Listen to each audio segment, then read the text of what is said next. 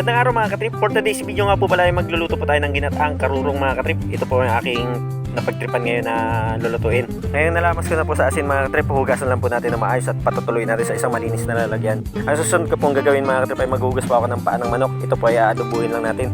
So marami po nakakaalam ng pagluto ng adobo dahil ito pong adobo na pagluluto ay minana pa natin sa ating mga ninuno. Ang sunod ko pong gagawin ay gagayat po ako ng mga ingredient na ihalo natin sa ating ginataan na karurong at sa ating adobong paa ng manok. Nagpipit-pit na rin ako ng ating bawang mga katrip at ihalo natin ito sa ating paksiw na karurong bago natin gagataan. So ito po yung ating mga ingredient. Meron po tayong sibuyas, bawang, siling green. Meron din po tayong mga seasoning na ihalo. At ito na po, ilalagay na po natin ang ating karurong na ipapaksiw muna natin sa suka. Naglagay na po tayo na asin, paminta, bitchin. At ilalagay na po natin yung suka. Purong suka lang po mga katrip. At isasalang na po natin sa mahiwagan nating lutuan at magpapashoutout na po tayo. Magandang araw sa inyo mga katrip. Habang hinihintay po natin matapos yung ating pinapakuluan sa suka na karurong na gawin nating gata sa dilaw. At magluluto po tayo ng adobong paa ng manok. May pa-shoutout naman po tayo.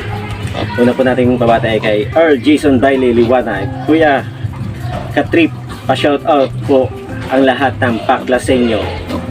Mega love shoutout sa iyo Earl, salamat sa pa-shoutout mo. At kay Manoy Ase, ayun ha, tikim na lang talaga kulang sa mga luto mo. Pa-shoutout sa next luto mo, Katrip, thanks. So mega love shoutout sa iyo Manoy Ase. At kay Reynan Gutierrez, pa-shoutout naman dyan ang taga Phil Oil, God bless. Mega love shoutout sa iyo Reynan Gutierrez. At kay Alrich Rain, no? Lagi nagpapa-shoutout to sa Alrich Rain. Alrich Rain, Malaya Guevara, sarap na nakakagutom naman. Pa-shoutout next vlog mo, Idol Katrip. Thanks you. More blessing Katrip. No? Salamat sa inyong mga katrip, sa inyong mga pa-shoutout. Sana huwag kayong magsawang magpa-shoutout kay Katrip. At si Katrip ay hindi magsasawang batiin kayo. So, thank you po. Sana po huwag nyo rin kalimutan mag-like, share, comment, and follow sa mga bago kong upload. Salamat po sa inyong suporta. Thank you po sa mga panonood nyo.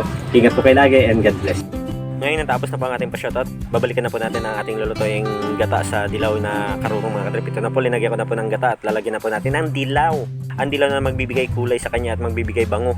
Lalagyan ko na po ng siling green mga katrip at patapos na po ang ating ginataang karurong sa dilaw.